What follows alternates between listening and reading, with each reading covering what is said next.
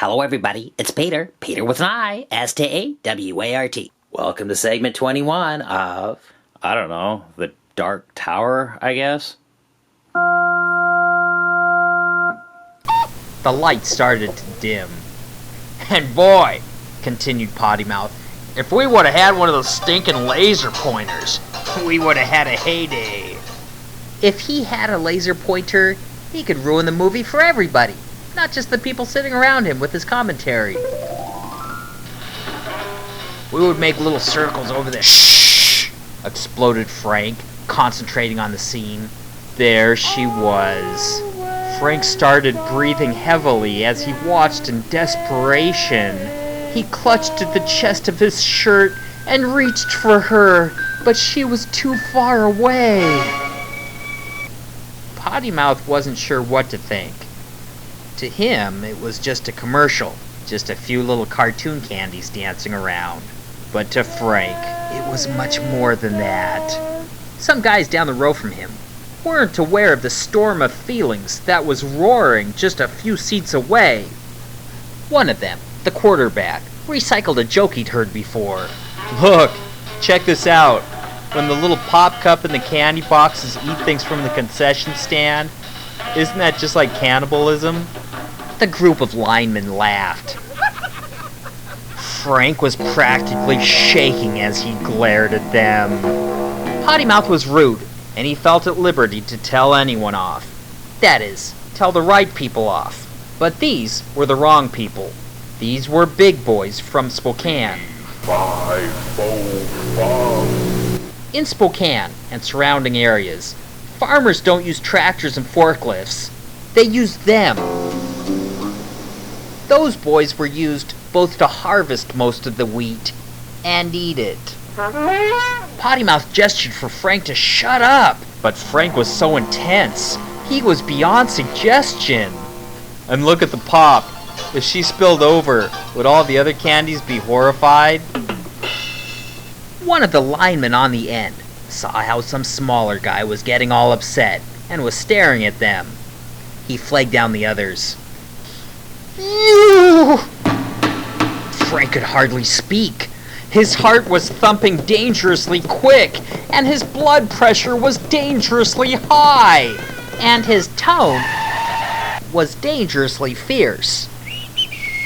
You shut your mouth! He yelled. Uh-oh.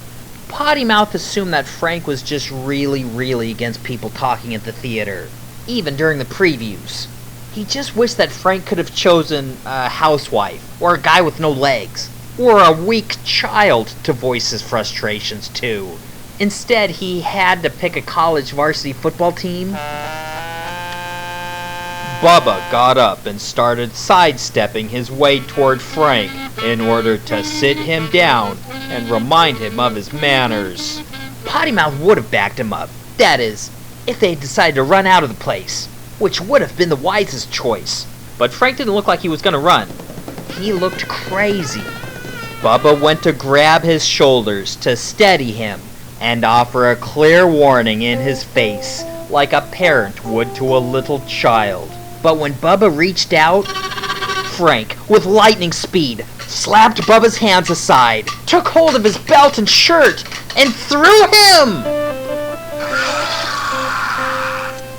The scene was surreal. Frank threw this huge human being through the air. Bubba landed in the aisleway and tumbled. Bubba had never tumbled before, not even in the playoffs. The football players had a credo that if anyone messed with a bean, they would get the whole burrito, the grande burrito.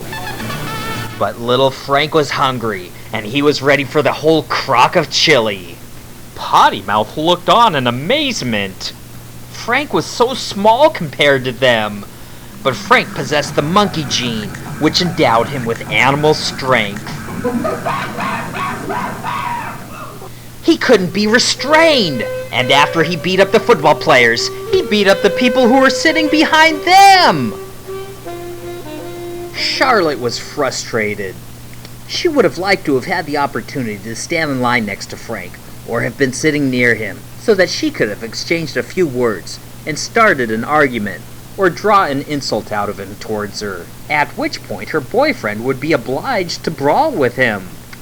Her boyfriend would get scraped and bruised, and she could tell people that she's dating a guy who will take on anyone, at any time, anywhere.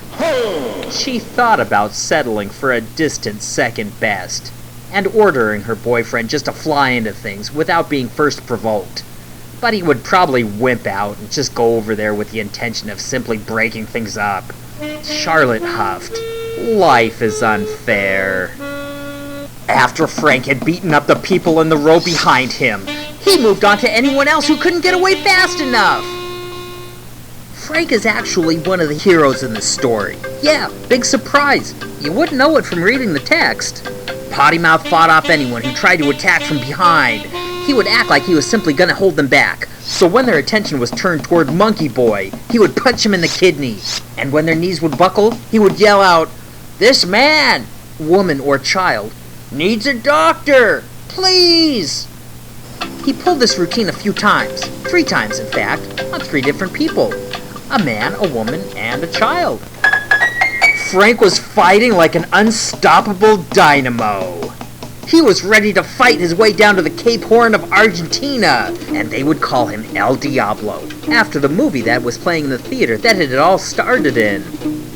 And Frank could make his home on one of the Falkland Islands, and if anyone ever dared to sail over to his island, even if they were big and from Spokane, they had better not say anything about his dear, sweet cub, or mention to him that it was just a cartoon.